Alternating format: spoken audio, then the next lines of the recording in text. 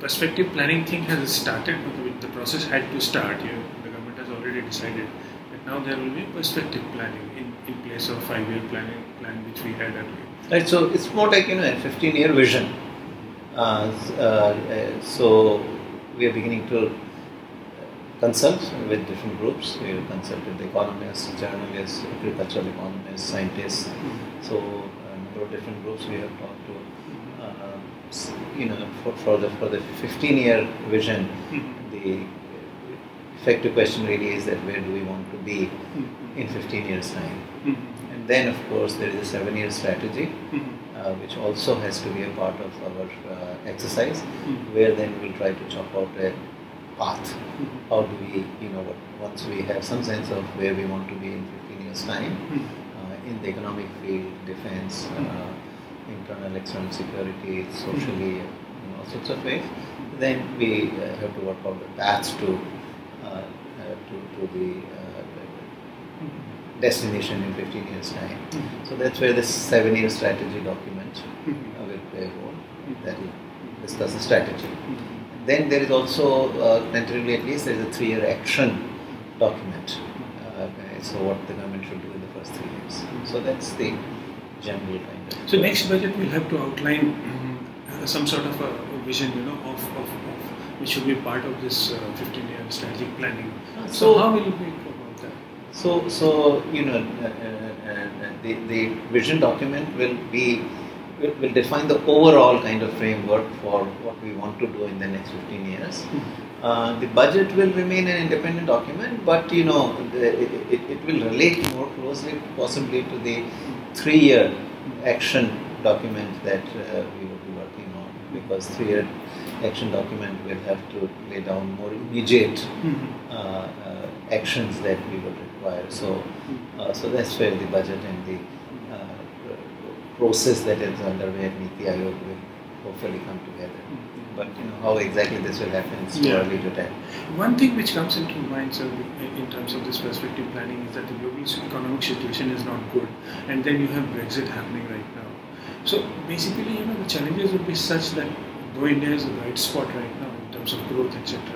So the last 5-year plan, you had this kind of a planning where you had come out with some kind of scenarios. 3 scenarios were taken. So will this new plan process would also have scenarios that if we do this, then this kind of a growth we can attain, etc., etc.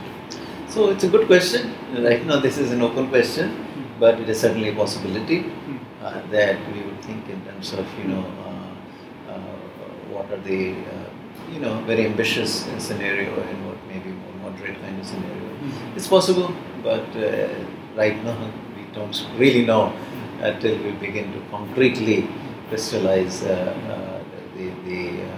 document. So right now we have been kind of discussing a variety of options, and we'll see where it goes. And that, as it stands today, IMF and all other institutions and even the government is projecting a 7.5% growth right now for this year, and also next year going forward a higher growth, etc.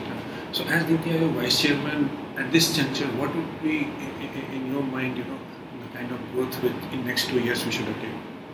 No, I think I've said this before, that this year we should have the ambition to be able to cross the 8% growth. In the last quarter of 16-17, we did actually manage to get to 7.9.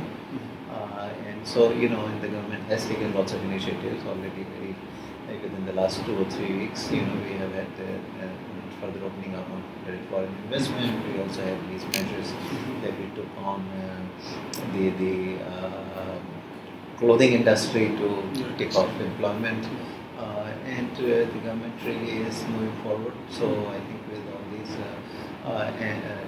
I would expect the business environment to be improving, expectations to be changing for the better for the investors. And so I think we should be able to cross 8% in the coming year, or in the current year, that is. Okay. And then one more thing, your report had clearly outlined that poverty should not be the benchmark for deciding on funds and different schemes, etc. Now, so the debate is more or less over now.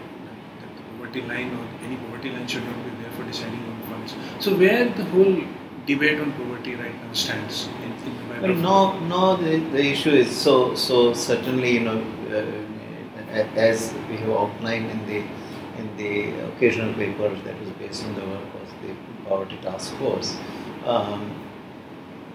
This decision is made that poverty line itself will not be used either to identify the poor or to allocate benefits across states or regions and all.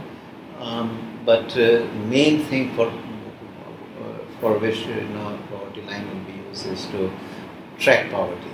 So poverty line allows us to calculate what proportion of population is below that poverty line, and then we ask the question, over time, what kind of progress are we making in reducing poverty, and how we compare poverty across different states within the country. So that will be the main use of the poverty line itself.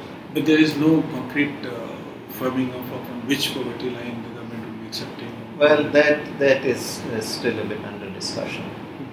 That is still under discussion.